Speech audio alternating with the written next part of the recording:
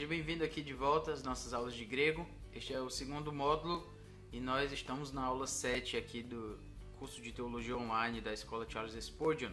Para mim, já posso dizer que já tem sido um grande prazer estar com você aqui e poder compartilhar sobre essa língua que Deus nos deu para estudarmos. E hoje a gente vai falar sobre o seguinte, a gente vai falar sobre o segundo aoristo ativo e médio. A gente vai ver como essa forma verbal funciona especificamente nas vozes ativa e média. Além disso, a gente vai falar sobre um pouco acerca do aspecto verbal do aoristo. Geralmente as pessoas têm uma ideia diferente sobre como isso funciona, mas a gente vai ver a partir do que os teóricos têm trabalhado dentro da teoria do aspecto verbal e vamos ver o aspecto verbal do aoristo. Além disso, trabalharemos o nosso vocabulário como de costume, para que você esteja trabalhando aí e memorizando essas palavras. E por último a gente vai falar sobre a tradução. Então eu espero que você esteja nos seguindo aqui, nos acompanhando. Tenha uma boa aula e Deus o abençoe. Então aqui a gente vai para nossa aula especificamente do segundo aoristo do indicativo. No caso, o ativo, a voz ativa e a voz média, o capítulo 22 do nosso livro-texto William Mouse. Muito bem. Primeiro vamos para a nossa boa e velha metodologia, começando com o português. Quero falar sobre o pretérito perfeito do português. Então nós temos esses verbos aqui: comer, ler, absorver, saber, fazer e ter. Vamos passar esses verbos aqui, eles estão no infinitivo, vamos passá-los para o pretérito perfeito. No caso, a primeira pessoa do singular, certo? Então, comer seria eu comi. Ler seria eu li. Absorver seria eu absorvi. Mas saber seria o quê? Seria então eu soube. Fazer significaria, no pretérito perfeito seria eu fiz. E ter seria eu tive. Muito bem.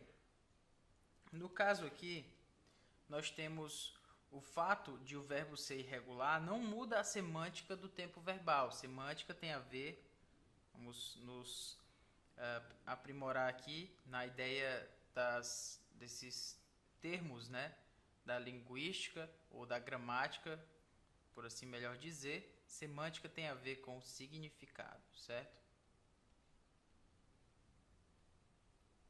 Então, o fato do verbo ser irregular, no caso eu soube, eu fiz e eu tive, não quer dizer que ele tem um significado diferente de eu comi, eu li, eu absorvi, no que diz respeito ao seu tempo verbal. Porque no que diz respeito ao tempo verbal, todos eles são pretéritos perfeitos. A única diferença é que esses aqui são irregulares e esses são regulares. Mas essa é a única diferença. Então, no grego também, o fato de um verbo ser irregular não vai mudar o seu significado, a semântica daquele tempo verbal. Então, eu estou falando isso porque a gente vai agora falar sobre o aoristo de uma forma um pouco irregular dele. Mas isso não quer dizer que ele tenha um significado diferente do outro aoristo. Mas isso fica para o próximo slide. Então, com relação ao aoristo, eu quero trazer algumas características dele aqui. Primeiro, ele informa você que a ação aconteceu, mas nada mais a respeito da ação. Ou seja, é um verbo, uma forma verbal que vai te dar uma ideia como um todo, vamos dizer assim. Não entra em detalhes, nada mais a respeito da ação, somente que aquilo aconteceu, ok? Então, nós aprendemos inicialmente o segundo aoristo, que é uma espécie de verbo irregular. Então, nós vamos aprender sobre o segundo aoristo. Você pode me perguntar, mas eu ainda nem vi ainda o primeiro aoristo. Justamente, o segundo aoristo é um pouco irregular e a gente vai tratá-lo primeiro, por uma questão didática. O verbo grego será ou primeiro ou segundo aoristo, mas nunca ambos, ok? Então, se o verbo é um primeiro aoristo, ele não vai ter o seu segundo aoristo. Ele é primeiro aoristo e pronto. E assim também para o segundo aoristo. Para as nossas traduções, eu quero que você note isso aqui, para as nossas traduções, espera-se que você traduza o aoristo como pretérito perfeito.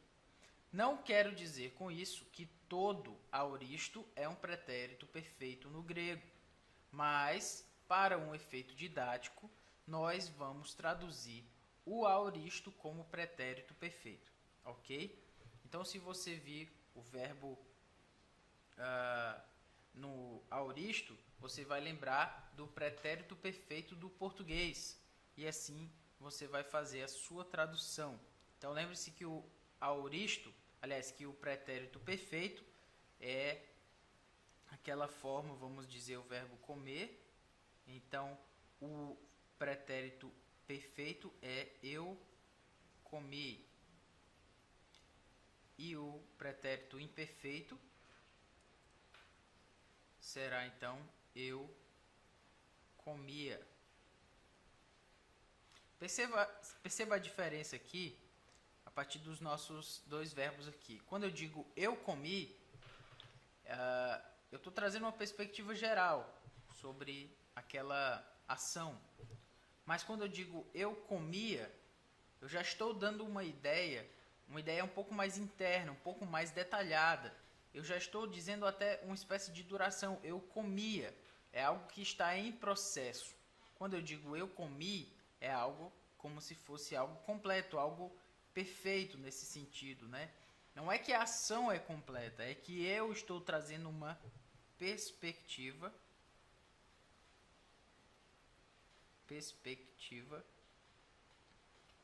completa, né, geral daquilo que eu estou falando. Então isso, lembre-se aquela ideia de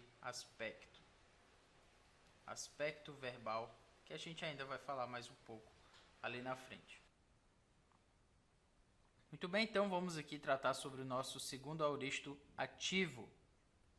Então, se você quiser formá-lo, você inicia com um aumento. No caso, nós temos aqui um epsilon. Epsilon, além disso, a raiz do aoristo ativo, no caso lab, a vogal conectiva, ômicron, e as terminações pessoais secundárias ativas, men. Então nós temos elabomen. Elabomen vem de lambano, certo?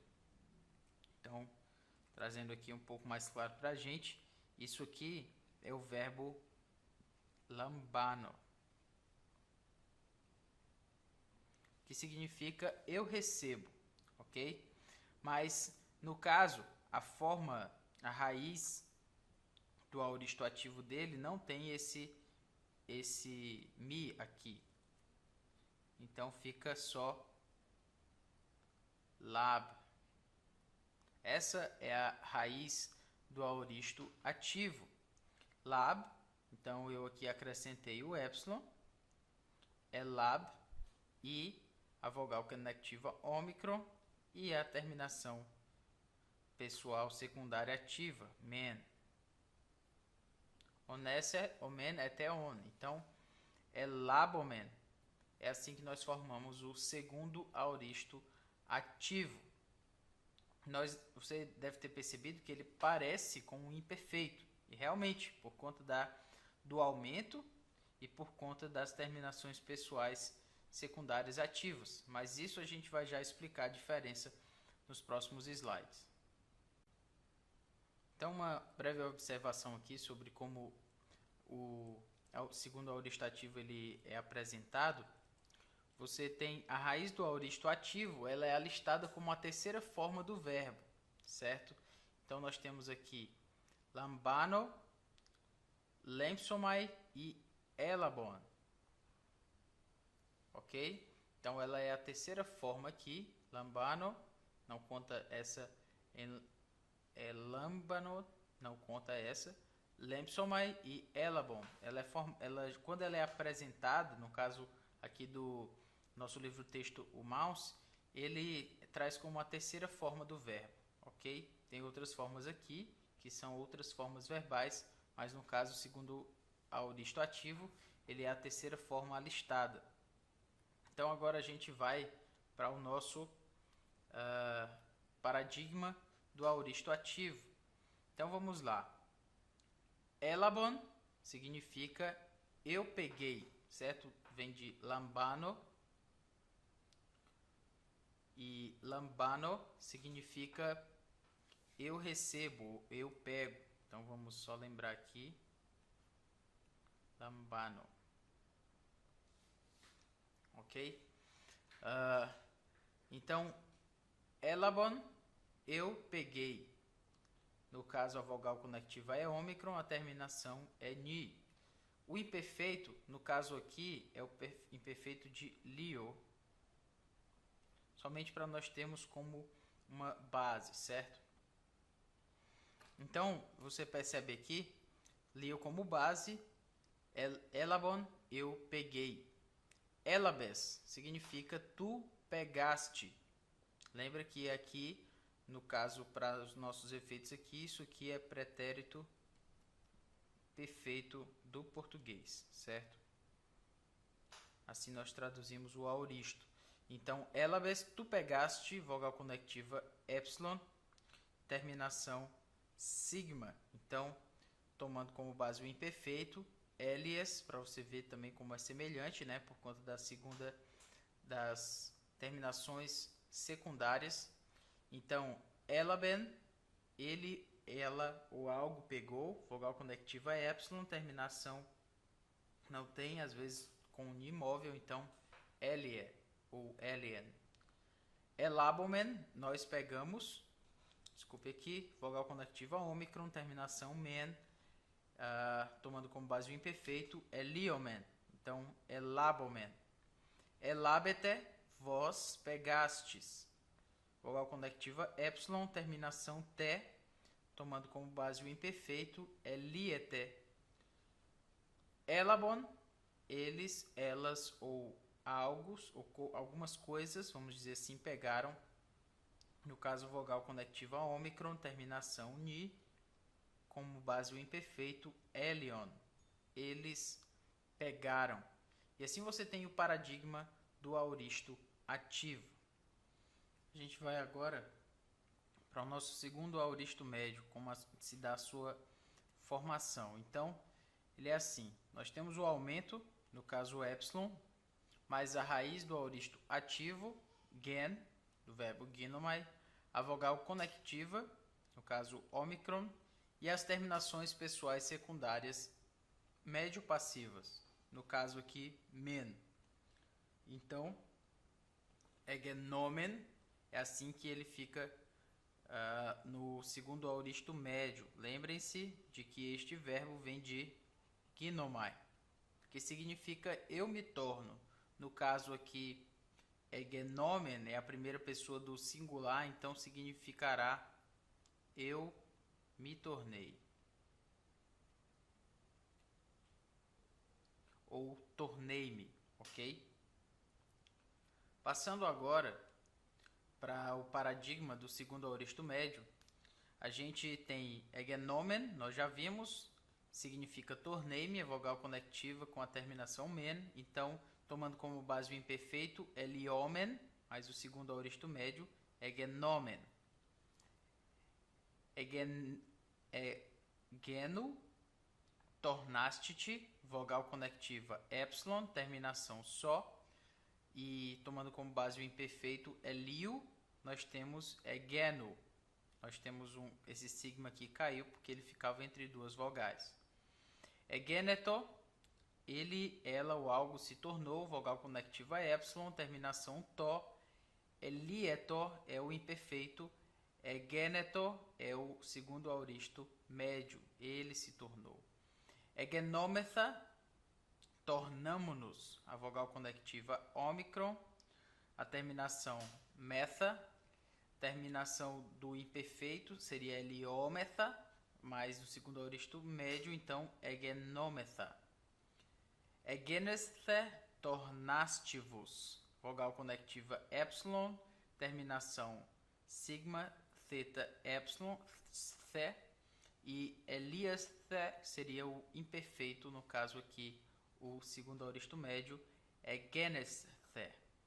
Egenonto, elas se tornaram, no caso a vogal conectiva ômicron, terminação ni, tal, ômicron, então elionto no imperfeito e na forma do segundo aoristo médio, egenonto. Então, ainda falando aqui sobre o segundo aoristo ativo, a gente vai explicar porque ele é um pouco diferente, certo?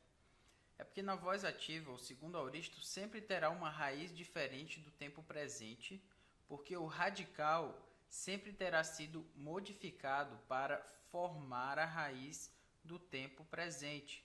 Ou seja, se não fosse desse jeito, não seria possível distinguir entre um imperfeito e um segundo aoristo, ok? Então, o segundo aoristo, justamente porque ele tem terminações secundárias, ele é muito parecido com o imperfeito. Então, para que seja feita uma diferença entre o segundo aoristo e o imperfeito, na língua grega, o que é feito é uma diferenciação da sua raiz. Então, por exemplo, o verbo lego tem a raiz leg, mas para o segundo aoristo é eipon. Realmente, né, não tem nada a ver, mas por uma diferença na sua forma, já que o imperfeito de lego seria elegant, por exemplo, seria difícil diferenciá-lo elegon e elegon, por exemplo. Não tem como diferenciar. Então, a única forma de diferenciá-lo seria diferenciar a sua raiz. Então, leg é a raiz do tempo presente, transformada para eipon, no caso do segundo aoristo ativo. Você pode pensar que isso é muito diferente, mas isso você vai se acostumar, porque é muito comum o verbo eipen, por exemplo. Eipen Jesus, disse Jesus. Então, no caso, isso aparece muitas vezes no Novo Testamento grego.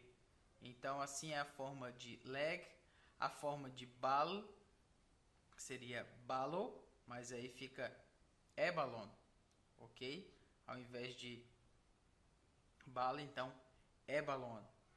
E leip, formado de leipo, no caso do segundo aoristo ativo, vai ficar elipon. Então você pode ver que aqui a mudança realmente é mais brusca, de leg para eipon, mas de balo para ebalon, a única diferença é uma diminuição aqui de uma consoante, né? E no caso de leip, de leipo, é só elipon, certo? Então a mudança é só em uma vogal.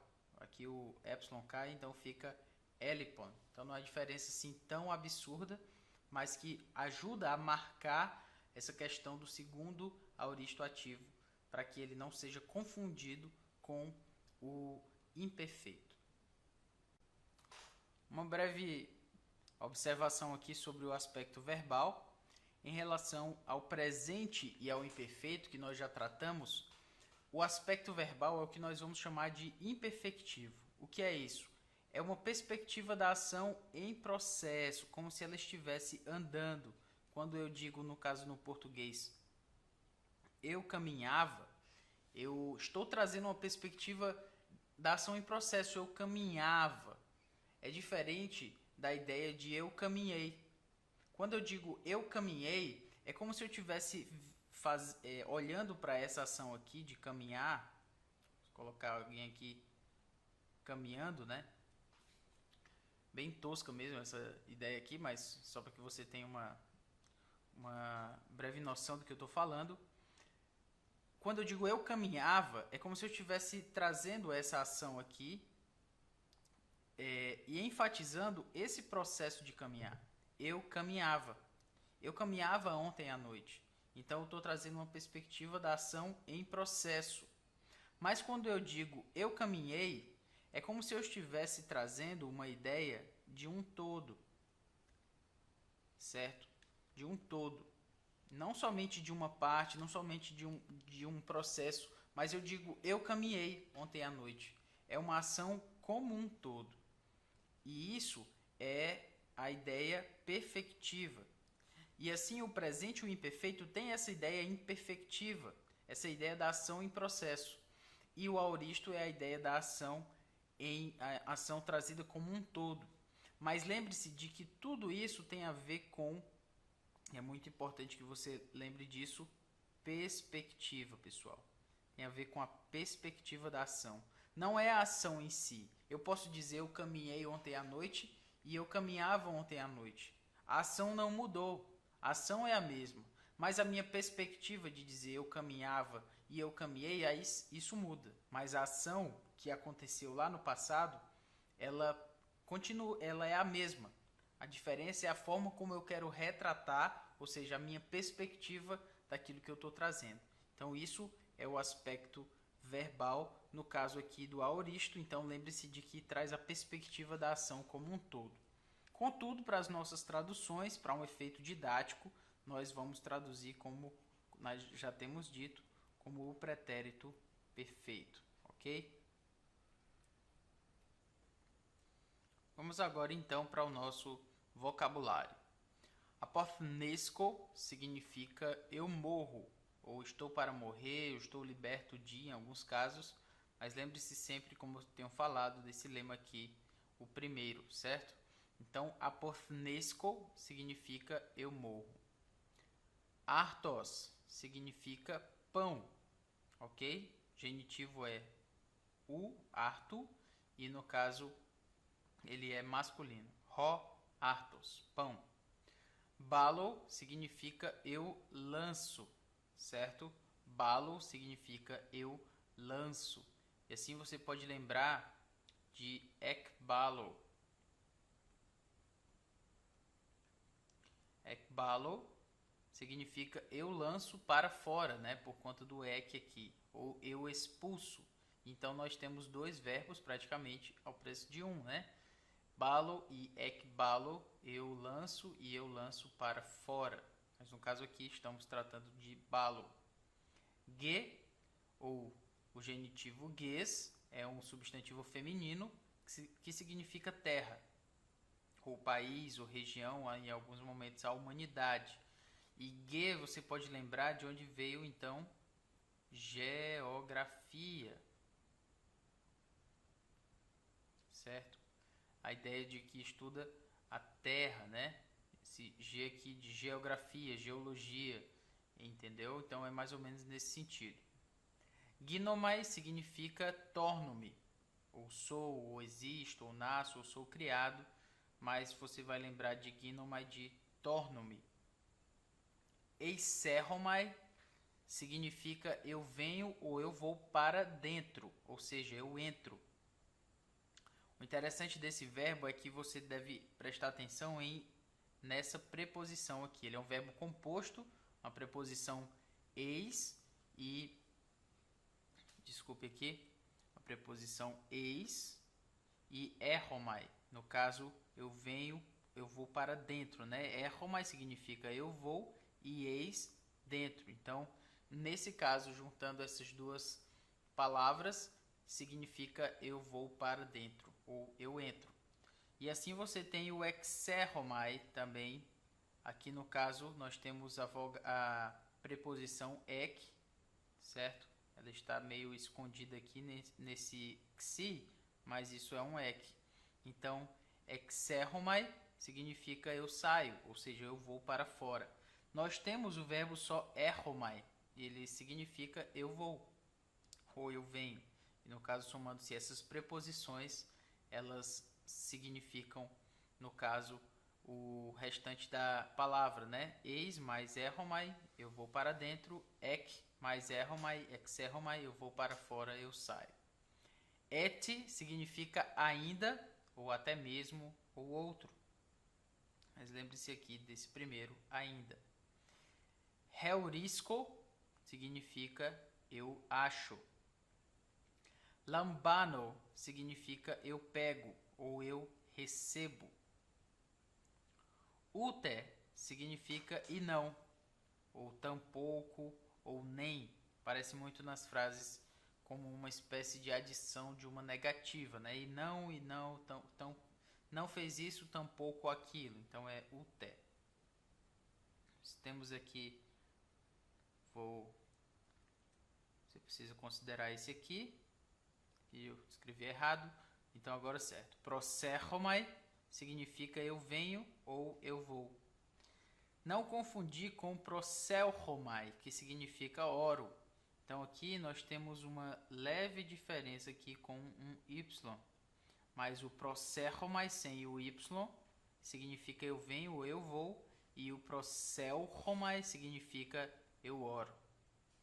E aí você tem aqui também, por último, pir, que significa, e tem o genitivo pirós,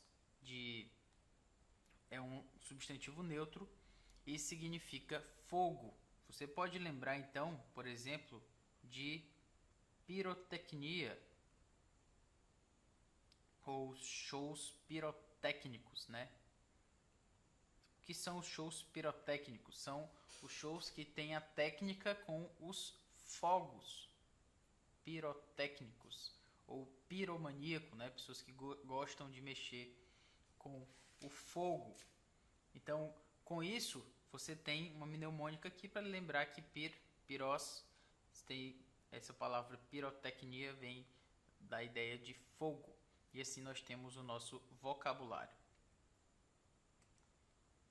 Aqui nós temos, então, a nossa tradução, certo? Então vamos lá. Kai significa e, você já deve lembrar. Ebalen vem do verbo que nós já aprendemos, balo. Balo significa eu arremesso ou eu lanço. No caso aqui, nós temos um epsilon, ou seja, isso já me indica que isso é um segundo aoristo, né? Porque nós temos a raiz aqui com um lambda só. Esse lambdazinho aqui caiu e nós temos, deixa-me melhorar isso aqui. Esse lambda caiu, então nós temos ebalen. On es omen até on. On es omen até on. Tendo lembrado então da nossa mnemônica, on es no caso aqui, terceira pessoa do singular. No caso, nós temos esse ni aqui, que é unimóvel, mas é on es ebale. Então, se é a terceira pessoa do singular, ele lançou. E lançou. E lançou. Auton é o nosso pronome, a terceira pessoa do singular. Terceira pessoa, quero dizer, então auton será ele. Só que no caso aqui está no acusativo, certo? Então, se está no acusativo, é um objeto direto. Então, e lançou, ou e o lançou, eisten abison. Eisten seria para ou para dentro do. Então, lançou no ou para o. Vamos colocar aqui só como observação, para dentro.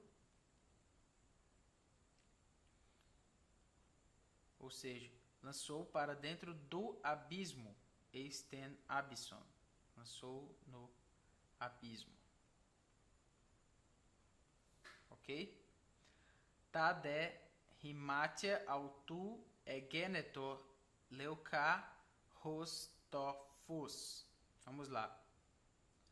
De, mas, lembre-se do de. Tahimatia será mais as vestes. Autu também é a nossa terceira pessoa, mas no caso aqui não é acusativo, é genitivo. E lembre-se que genitivo tem a ideia de posse. Então será mais as vestes dele. Egeneto. Egeneto, você está vendo aqui que está na voz média.